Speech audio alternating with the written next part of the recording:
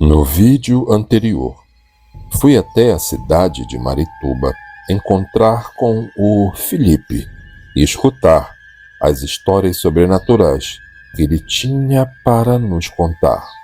E é a continuação deste encontro que tu vai ver no vídeo de hoje. Então fica aí, deixa o teu like e se tu gostares deste vídeo, compartilha. Não te custa nada e para nós faz uma grande diferença. Vamos ao vídeo.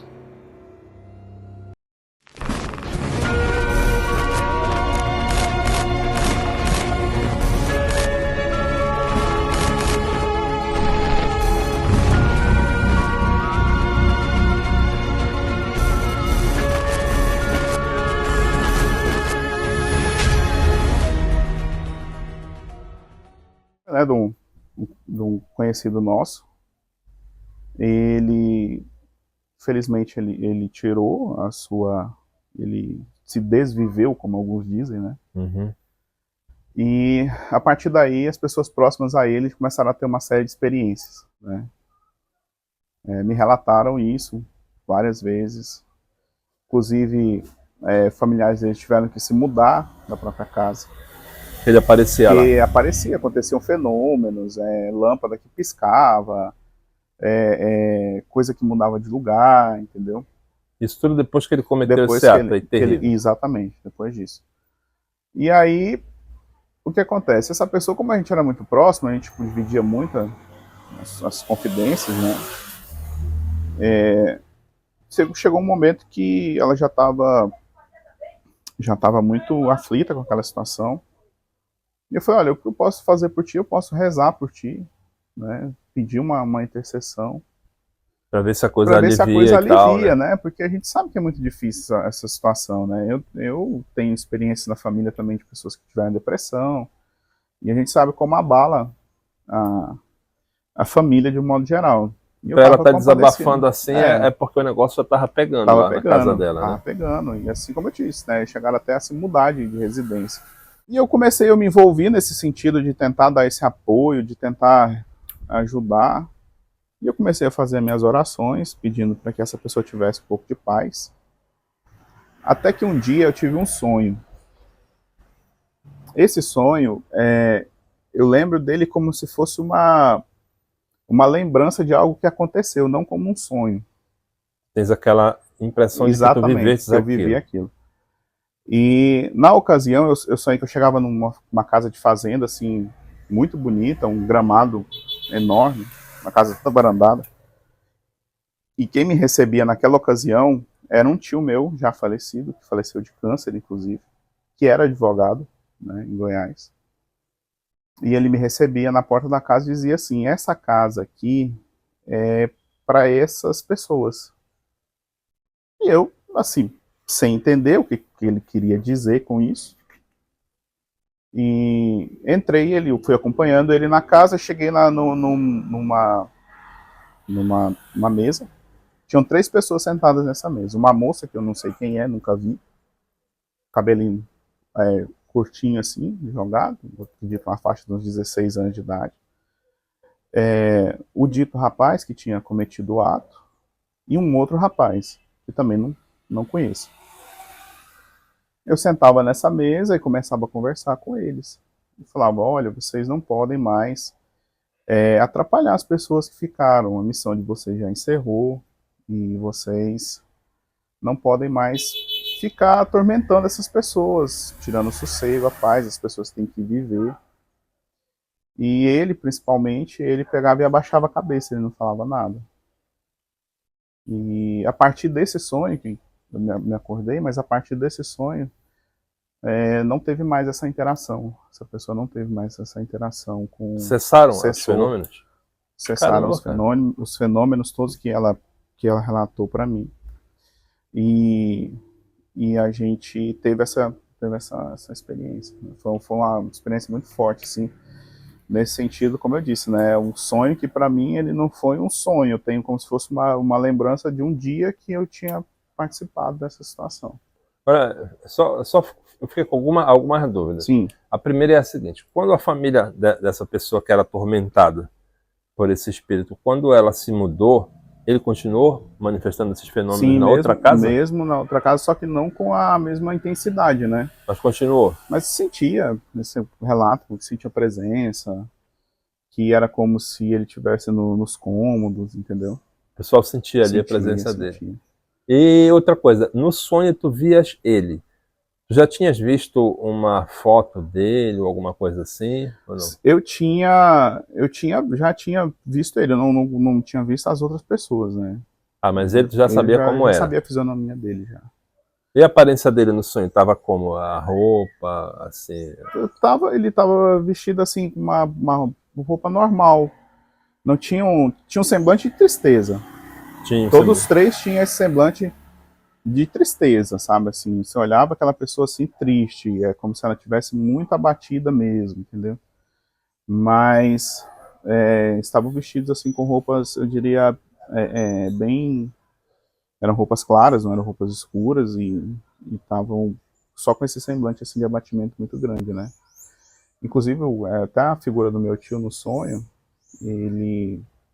a doença dele foi muito devastadora, né? Um câncer é uma coisa terrível. Então, quando eu estava assim, nessa fase mais, ele estava muito debilitado. E no sonho não, ele estava forte, estava bem vigoroso, né? E o contrário que eu não via no semblante deles, né? O semblante deles era bem carregado.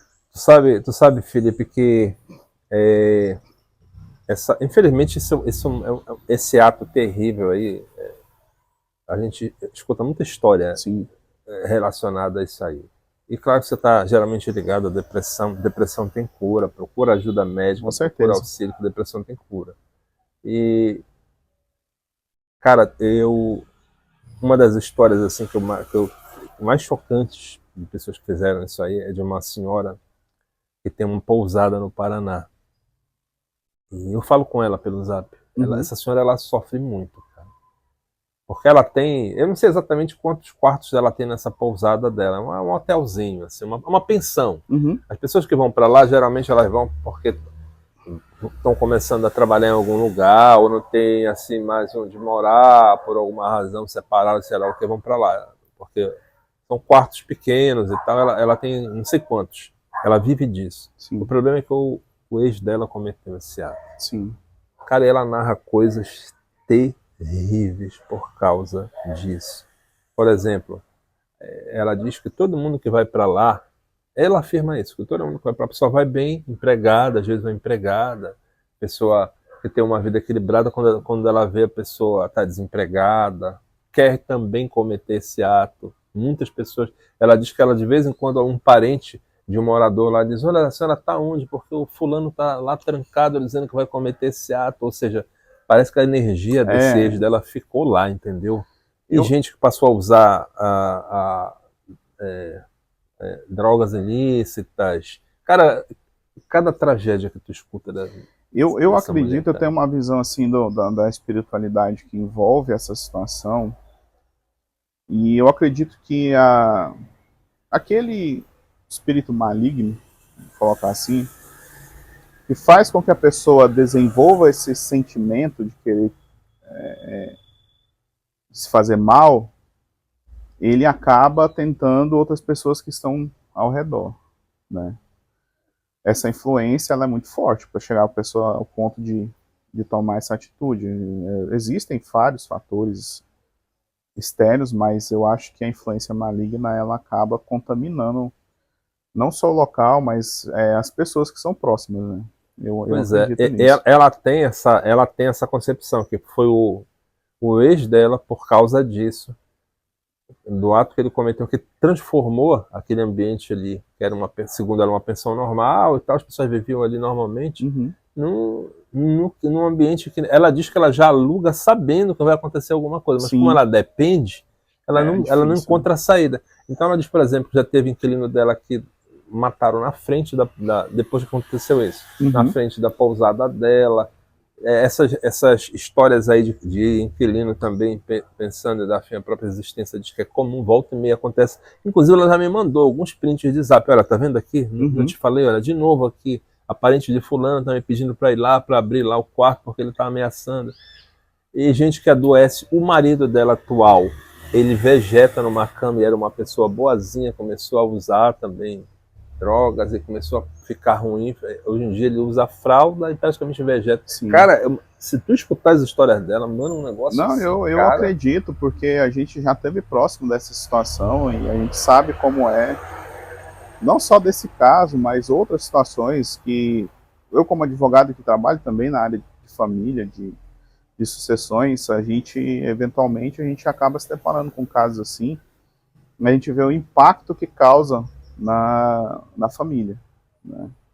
É uma coisa devastadora e fica essa energia às vezes no local, fica, como eu disse, próximo às pessoas, tentando também que essas pessoas vão por esse caminho, né? Então, eu acho que existe um lado físico que a pessoa tem que se cuidar, e existe o lado espiritual que tem que ser redobrado o cuidado para não acabar com esse mesmo destino, né? Agora, para tu teres conseguido cessar essas manifestações lá dessa pessoa que era tua conhecida, desses familiares aí que são teus conhecidos, deve ter uma força espiritual boa, né, cara? Pelo menos uma oração forte. Eu acredito, como eu disse, eu acredito muito em Deus, né? Acredito muito na intercessão dos santos. Eu acredito muito em São Bento, né, que tem uma oração muito poderosa a respeito disso, de afastar o mal.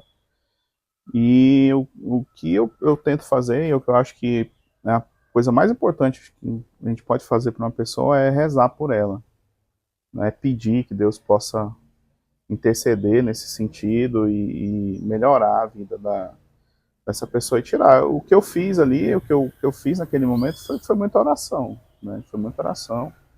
E se por uma misericórdia de Deus ele possibilitou que eu tivesse esse sonho, talvez para informar que essa situação estava resolvida, eu agradeço a ele. Eu não tenho méritos, né?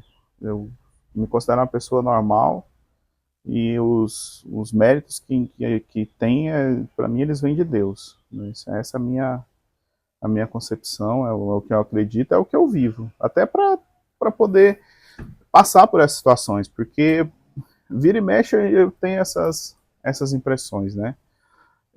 Recentemente eu tive um sonho, que esse sonho me deixou assustado pela forma como se deu, porque eu senti aquela presença muito forte dentro do meu quarto, mesmo dormindo, eu sentia aquela situação, e eu olhava para o lado da minha cama e eu vi uma entidade. Eu me acordei espantado, e olhei para o lado e não tinha nada, graças a Deus, mas é uma experiência assim, muito forte. Eu me apego à oração.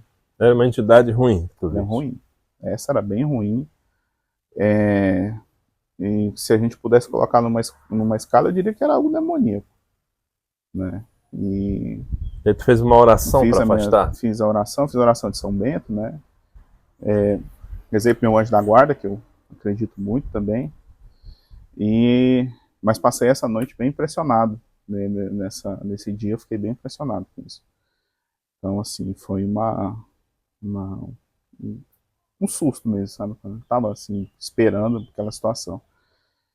E eu acredito que todas essas situações, elas vêm para que a gente possa ter um aprendizado e se voltar para a fé. A minha concepção é essa. Entendi.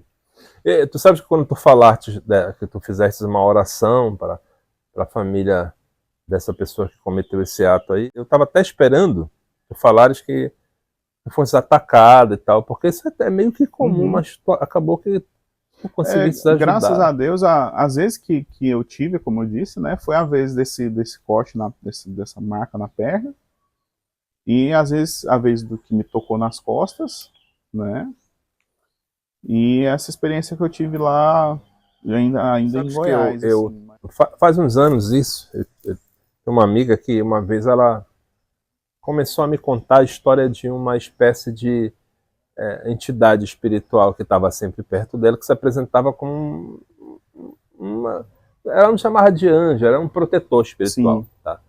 E aí eu pedi para ela me contar os detalhes, eu fiquei curioso, né? Porque eu acredito nisso, acredito nisso. E aí eu perguntei, vem cá, como assim? Me conta como que ele te protege, como que acontece? Ela começou a me narrar uma série de coisas que não parecia coisa de protetor. Por exemplo, ela disse que uma vez ela queria ir na casa de uma amiga dela, e aí esse protetor, que era um homem, uma entidade espiritual, que aparecia para ela de vez em quando, e disse assim, olha, assim, ela queria ir na casa da amiga, e a amiga disse, não, não vem que eu tô ocupada e tal. Aí ele disse, não, isso é mentira dela, ela não tá ocupada, que ela não quer te receber. Vai lá que ela tá em tal lugar. E ela foi, e ela tava, e ela brigou com a Sim, amiga dela. E aí ela me contou isso, eu fiquei, mas vem cá, de repente ela não queria te receber, mas qual é o problema? Não significa que ela não gosta de ti. sim, sim, Talvez ela exatamente. não quisesse dizer pra ti que não queria te receber pra não te magoar. Mas pra te proteger, ela tinha que ter tentado te atacar ou ter intenção de te fazer mal. Ela queria te fazer mal. Não, não foi só isso. Ela começou a narrar situações semelhantes a essa. O que é que eu fiz? Eu esperei ela acabar e disse assim, olha, eu não sei se vai te aborrecer com o que eu vou te falar, mas tu estás me narrando uma pessoa que não protege ninguém, ela está causando intriga na tua vida, ela não está querendo te fazer bem, Uhum. essa entidade quer te fazer mal. Ela, tu acha? Eu acho. Porque senão ela estava te trazendo boas notícias, não são notícias ruins. Só me fala coisa ruim. E aí eu disse assim, por que tu, quando ela aparecer de novo, tu não fala assim, olha, obrigado pela tua ajuda e tudo mais, mas eu não quero mais que Uhum. tu me traga esse tipo de notícia. Aí ela, tá, eu vou fazer, bora ver o que acontece. Felipe, eu esqueci a história, né? Eu conversei com ela de manhã, tipo assim, de manhã, e eu esqueci a noite. Nem sabia se ela ia fazer isso, né? Sabia se ela estava acreditando em mim, se ela fez para me agradar, se ela falou para me agradar. Cara, de noite. Eu tenho muita experiência extracorpórea, assim. Uhum. De noite. Aparecia um homem na minha frente furioso. E esse homem começava a me xingar e dizia, olha, tu não pode te meter na minha vida, o que tu queres? Sabe quando vem uma pessoa assim descontrolada em Sim, cima de ti? Era essa a experiência que eu tive. E aí eu acordei assim assustado. Só que eu não associei. E aí passou um tempo, depois que eu vi ela, quando eu vi ela que bateu um negócio. Eu digo, mas será que não foi porque eu falei para ela? Deixa eu perguntar se ela fez o que eu falei para ela uhum. e ela tinha feito. Ou seja, o simples fato de eu ter dado um conselho para essa amiga Sim, fez gerou um, uma. gerou um ataque em cima de mim. Por isso que eu achei que que tu falaste quando tu começaste a orar por essa família, foste narrar essa coisa do ataque, mas não, tu acabou resolvendo o problema com Sim, a oração, cara. Que legal. é o que eu disse, né? Eu acredito muito na força da oração. E quando a gente está, na minha concepção, quando a gente está muito próximo de Deus, da religiosidade, é como se a gente criasse uma barreira, né? E a gente, com essa barreira de proteção de Deus, essas coisas, por mais que elas tentem, elas não conseguem alcançar. Então, assim, eu acredito nisso. Eu acredito também, só que eu acredito que é meu anjo da guarda que me protege, porque teve uma situação de uma pessoa que era próxima, frequentava aqui em casa, e eu percebia muita inveja nessa pessoa em relação a mim. E às vezes ela chegou a dizer, assim, você consegue tudo que você quer. E até então eu não tinha nada. E uma certa situação ela trouxe um alimento para mim. E falou assim: olha, isso aqui é para ti. Entregou na minha mão, falou: isso aqui é para ti. Eu fui para a cozinha para esquentar o alimento. E falou no meu ouvido 3 vezes, eu escutei nitidamente como se tivesse uma pessoa aqui atrás. Falou assim: é feitiço, é feitiço, é feitiço, desse jeito. E eu acho que é meu anjo da guarda. Então eu peguei, descartei esse alimento, não falei para a pessoa, obviamente, né? Mas eu acho que a minha proteção, ela vem do meu anjo da guarda, principalmente. Ah, tu não chegasse a comer, então. Não, não, Deus o livre. Eu falei, já veio a mensagem, eu não vou me Caramba. arriscar com isso, que eu não sei o que é. Se tu não tivesse ouvido essas palavras, tu tinhas. Provavelmente eu teria consumido e sabe Deus o que tinha acontecido. E o que aconteceu com a pessoa depois? A pessoa depois, ela acabou se afastando. A gente foi uma coisa do destino mesmo assim, eu não tinha mais contato, já. E ela se afastou. Eu não criei intriga com a pessoa, não contestei, não bati de frente, nada. E só fiz rezar mesmo depois desse fato.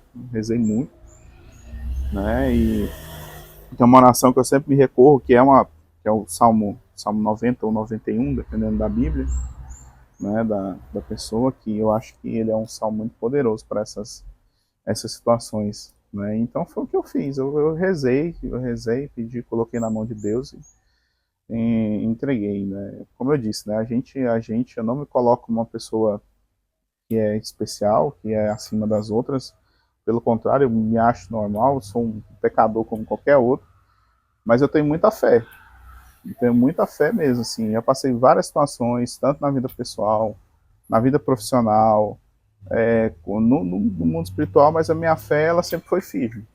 Sempre foi firme e me deu força para continuar, porque eu também acredito que se não fosse pela minha fé, várias situações eu teria esmorecido, eu teria me rendido a outras coisas ruins, mas a minha fé me manteve em pé. Isso eu digo assim, com tranquilidade, com muita certeza. Trabalhei muitos anos na Câmara Municipal de Marituba e chegava muito cedo uma época lá. Na época era um dos primeiros a chegar. Um dia uma das servidoras falou comigo, falou que tinha que fazer um exame bem ao lado do prédio. E eu falei, não, tudo bem.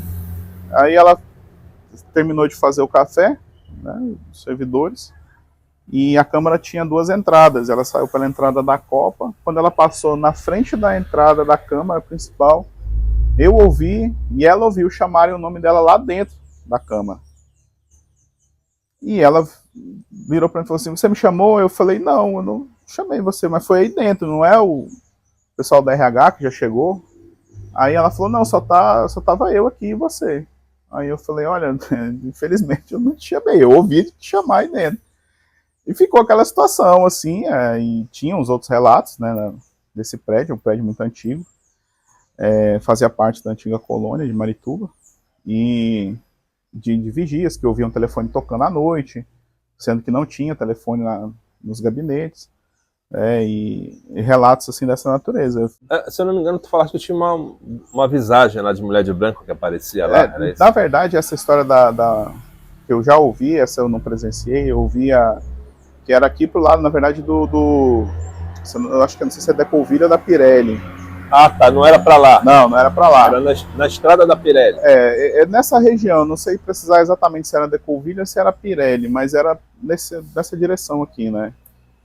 Tinha uma história de um sítio lá, que aparecia uma mulher de branco, o pessoal via ela às vezes lá nessa rua lá. Mas eu não presenciei esse fato, né? Foi uma história que me contaram, que eu ouvi. Mas lá no prédio da Câmara, o que eu ouvi foi isso. E o pessoal contava essas histórias, né? Que algumas vezes eles ouviram o telefone tocando à noite, sem ter telefone, e relatado por alguns vigias, né? Lá, a colônia que tu fala era a colônia dos Hansenianos de Marituba, né? Aqui na estrada da colônia, inclusive, o nome, né? Do outro lado da cidade. Ali, a maioria dos prédios ali que tem, eles são da colônia, e hoje são prédios públicos, a maioria deles, né? Então a gente tem lá o centro diagnóstico, tem o posto de saúde, tem a Secretaria de Saúde, tem o prédio da Câmara Municipal e o abrigo dos Hansenianos, né? Então aquela região toda ali era da antiga colônia dos Hansenianos de Marituba, e alguns prédios depois foram passados para o município pela igreja que administrava, né? Ou seja, era um lugar antigo. A mulher do meu pai viu esse vulto bem aqui perto da churrasqueira aqui. Ela relata que um dia à noite ela saiu para ir ao banheiro e ela viu aquele homem. Ela chegou até a chamar meu pai, pensando que tinha alguém que tinha pulado o muro e tal, e meu pai saiu e não encontrou nada.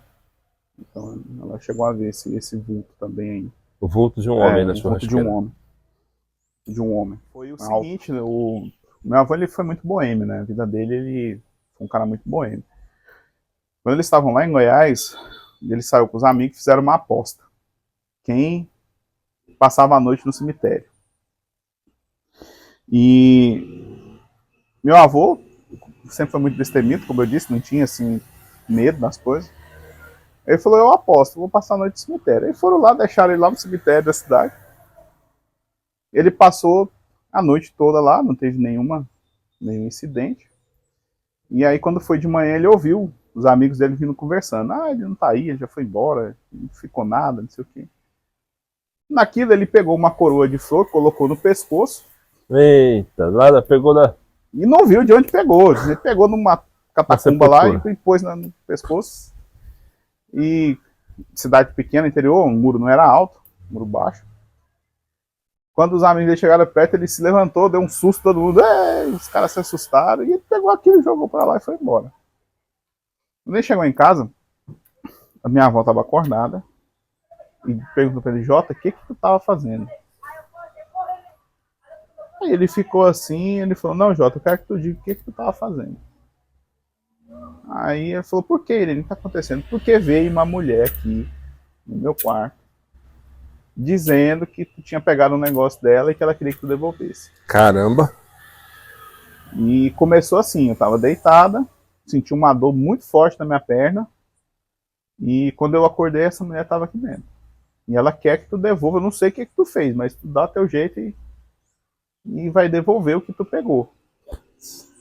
E tá que ele lembrava onde que era que estava a sepultura da mulher e coroa de flor, que ele não achou mais. Ele foi atrás? Foi atrás, voltou no cemitério, não achou. Aí, por fim, eles mandaram celebrar uma missa, e aí a minha avó não viu mais nada. Depois da missa? Depois da missa, mandou celebrar uma missa, fez lá umas coisas, porque não sabia realmente, à noite, né, não lembrava do que ele tinha pegado de onde ele tinha pegado essa coroa de flor. E só as coisas se acalmaram depois, né, de mandarem celebrar essa missa. Então, teve essa situação com ele lá. É um pouco tragicômico, né? Rapaz, esse negócio de pegar objeto de cemitério, cara. É terrível. E ele passou por essa situação. Lá no restaurante que eles tinham, que eles montaram um negócio no restaurante em Goiás, uma churrascaria, era 24 horas. Essa churrascaria também era um lugar muito assombrado. Isso aí foram várias situações que aconteceram. Funcionário que pediu demissão. Situação que aconteceu com meu avô, com a minha mãe, lá nesse local. Lá tinha essa mulher de branco, né? Só que ela aparecia toda sexta-feira da paixão, ela aparecia chorando. Ela vinha do fundo do restaurante. A área era 40 lotes, era uma área bem grande, era praticamente um quarteirão. E ela vinha chorando no fundo do restaurante, ela atravessava todo o restaurante, atravessava a pista, que era a mesma Belém Brasília, ia para o outro lado e sumia. Minha mãe conta a história dessa situação, o pessoal que trabalhava lá, a gente que pediu conta. Quando não, eles estavam no restaurante e meu avô vendia vinho, garrafão de vinho de 5 litros, e eles ficavam em umas prateleiras, e o pessoal escutava assim como se tivesse quebrado tudo, tivesse caído tudo no chão. Aí todo mundo saía correndo, tava tudo no lugarzinho, não tinha acontecido nada. E ali foi um lugar assim de muitas experiências, né? Tanto minha também, que eu era criança nessa época. Chegasse a ver coisa lá? Eu não me lembro, eu sei que a minha mãe me conta. Né? Era da tua família, a churrascaria? Era do meu avô. O que a tua mãe conta que acontecia contigo? A gente dormia tinha 2 quartos no fundo da churrascaria, 2 suítes. Uma era dos meus avós e a outra do meu pai. E anexo a essa, quando eu nasci, fizeram um quarto. Só dividir, na verdade, uma parede. E a minha mãe disse que eu comecei a falar para ela que toda noite vinha um homem dizer que aquele lugar era dele e que eu tinha que sair. E aí, falei para ela, e ela falou, não, isso é coisa da sua cabeça e tal. Eu tinha 2 anos de idade. E uma noite ela disse que acordou, tava gritando assim, desesperado. Correram lá para esse quartinho. E quando ela chegou no quarto, ela disse que ela via como se tivesse alguém me empurrando contra a parede. Assim, na cama, mas empurrando. E eu falava para ela, tá vendo? Mas ela tá vendo o homem, ele tá aqui na cama, dizendo que o lugar é dele, não sei o quê.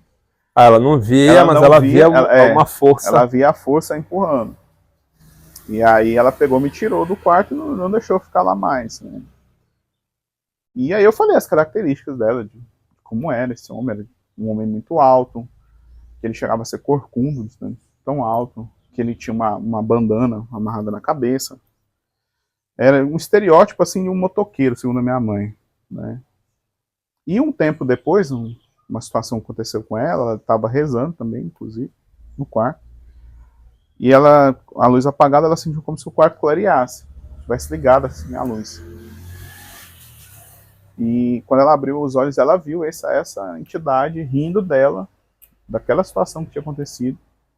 E ele foi rindo assim, e entrou na parede e sumiu. Caramba.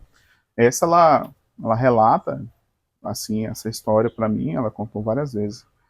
Esse acontecido lá nesse restaurante, né? Quando não, eu escutava a criança chorar. A minha madrinha, uma certa situação, ela ela foi entrar por uma das entradas de trás do restaurante e ela escutou alguém falando para ela: não entra aí não, moça, não entra aí, que aí não é um lugar bom. Não tinha ninguém. Falou desse jeito para ela. E assim, foram várias e várias situações. Aí a gente começou a especular o porquê que isso acontecia ali, né? Pois é. Aí chamaram uma mulher na época que disse que benzia assim, os lugares, que via as coisas. E ela falou: olha, isso aqui, há muito tempo atrás, isso aqui foi um cemitério de escravo. E a gente...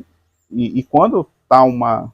nas palavras dela, né, como se ela disse assim, que ela via como se fosse um funil, e quando esse funil enchia, alguma dessas almas saíam. E faziam esse estardalhaço lá.